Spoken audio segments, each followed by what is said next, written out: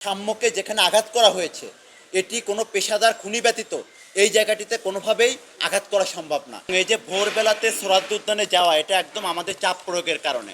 Police প্রশাসন নিয়ে আমি নিজে দায়িত্ব নিয়ে তখন রমনার ডিসি সহ আমরা সোহরাওয়ার্দী উদ্যানে যেয়ে দেখি যে জায়গাটিতে ঘটনা ঘটেছিল সেই জায়গাটি তখনও অরক্ষিত।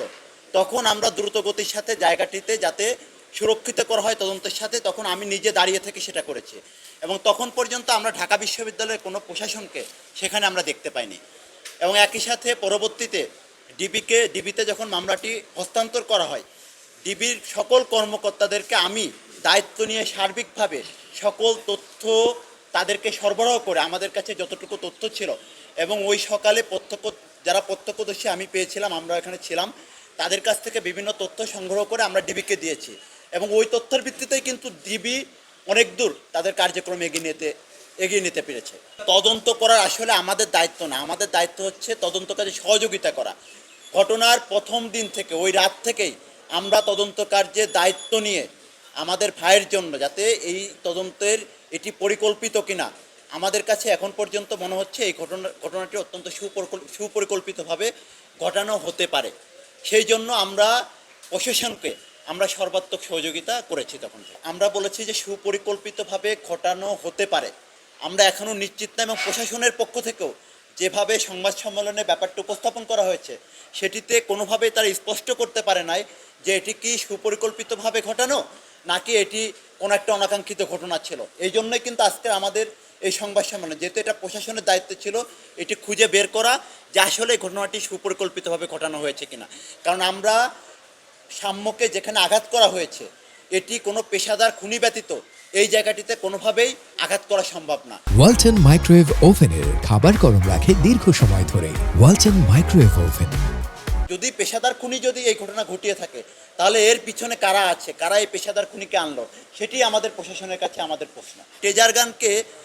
টেজার গান নিয়ে সেটা নিয়ে একটা শিক্ষার্থী খুন হয়ে যাবে, এটা খুবই অবিশ্বাস্যকর একটা কথা। এই জন্যই কিন্তু আমাদের আজকের এই সংবাদ সম্মেলন। আমরা আপনাদের মাধ্যমে প্রশাসনকে অবগত করতে চাই যে সাম্য হত্যাকাণ্ডের যে প্রকৃত ঘটনা সেটি অতি দ্রুত সময়ের মধ্যে জনসম্মুখে তাদেরকে প্রকাশ করতে হবে। এবং তারা নিজেরাও কিন্তু সংবাদ সম্মেলনে বলেছে তাদের তদন্ত এখনও শেষ হয়নি। যেহেতু তারা বলেছে তদন্ত শেষ হয়নি, তার মানে এই ঘটনার প্রকৃত রহস্য জাতির সামনে এখনও উপস্থাপিত হয়নি।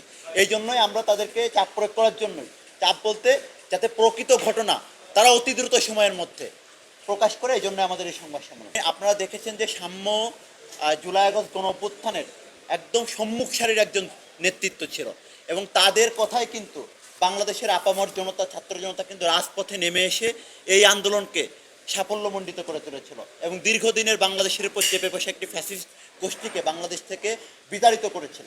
সুতরাং তার মতো একজন সম্মুখ সারির নেতৃত্ব যখন এরকম ঢাকা বিশ্ববিদ্যালয়ের মতো একটি জায়গায় সংলগ্ন এরিয়াতে নির্মমভাবে হত্যাকাণ্ডের শিকার হয়, তখন কিন্তু এদেশের প্রত্যেকটি নাগরিক কিন্তু এই ব্যাপারটি নিয়ে প্রচণ্ড রকম উদ্বিগ্ন ছিল।